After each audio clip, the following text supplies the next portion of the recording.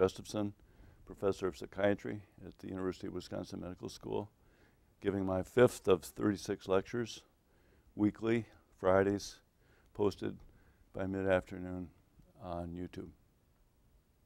Today's lecture is called Sensitive Dependence on Initial Conditions. I begin today with a sentence from my last lecture.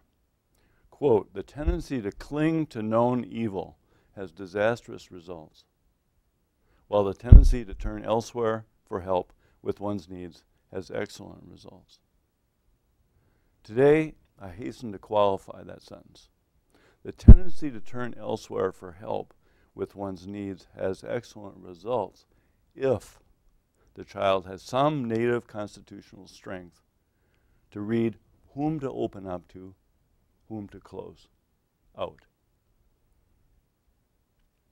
Even more subtly, the child, this is from Children of the Garden Island, that's what they found in 55 years of studying this 698 children. Even more subtly, the child has to read how the same person can help you in a good mood and hurt you in a bad mood. This is an example of our subject, sensitive dependence on initial conditions. Every eventual result depends on knowing when to open, when to close. In Lecture 3, we discussed the profound biology of the Latka scenario. The animal leaves its burrow to open up to foraging, but it has to know how to close in a hurry to get back, to beat the red-tailed hawk back to its burrow.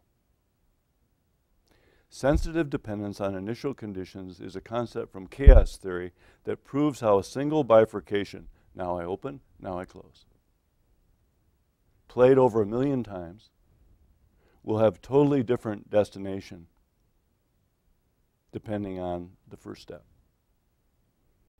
Get this right once and get it right 1,000,000 times, and you will find yourself in a securely defended place with confidence. Get this wrong once and get it wrong 1,000,000 times, and you will find yourself in an extremely vulnerable place without confidence. Let us look at the first diagram of sensitive dependence on initial conditions. That's on the left-hand side. In words, what you see is a diagram of the forces, or phase space, as we say in physics, of all the energies of such a system. In the upper compartment, the animal opens up to the red-tailed hawk.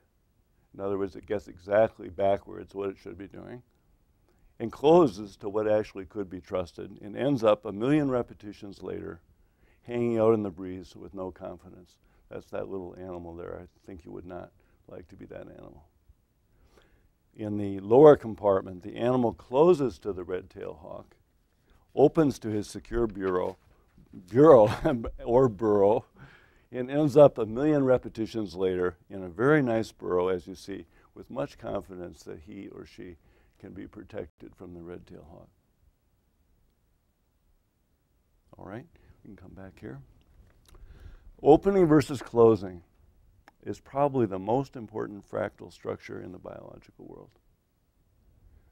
You don't know what fractal is, I'll tell you what it means.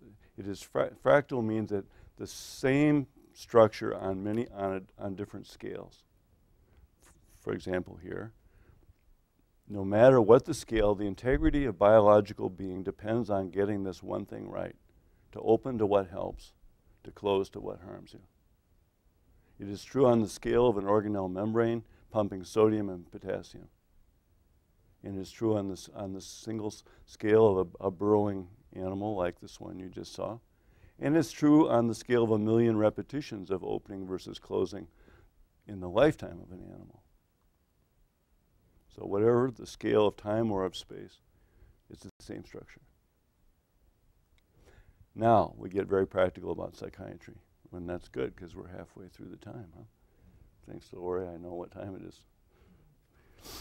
How do patients who come to us getting this opening and closing wrong learn to get it right? My reply is that however much they have gotten it wrong, a first line of sight, like the first line of sight there is what went disastrously wrong from the beginning. They always have a second line of sight, like the second the lower compartment, that already sees, and since seeing is knowing, already knows how to get it right. Only they don't know that they don't know, or they don't know that they know. Stephen Booth shows this in every line of Shakespeare, and I will now show it to you in a patient I've spent 8 years with from the very beginning with one of the residents. And then I became the doctor. I knew at the outset from a single detail that she could make the long journey. Now, how did I know that? This is sensitive dependence on initial conditions. The initial conditions were absolutely there in her. This is one of those children of the Garden Island cases who proved to be strikingly resilient in throwing off the dominance of a very mean and cold mother, a kind of red-tailed hawk, a ruthless person, while the sister went down with the mother in the same family, right? Sister kept opening up to the mother, and this girl, as a child, learned not to. She went out the back door. So there were two striking indicators 2 years apart, which I'm now going to tell you of the sensitive dependence, which indicated she was going to carry it all the way through the same issue, opening and closing, with her husband, with friends, her work, and her family of origin. The first occurred in one of the very first, in one of the first couple of sessions with the resident when I was the faculty supervisor. I noticed when she was struggling to get free of the point of view of someone dominating her, coming at her, like her husband, she would close her eyes to think about what her feeling was and what her thought was. So she'd just sit there like that. And then she would get the view from the inside. Being put upon so massively from the outside, she could basically close the doors, right, of her mind, and then she could pay attention to what was inside of her. Isn't that beautiful?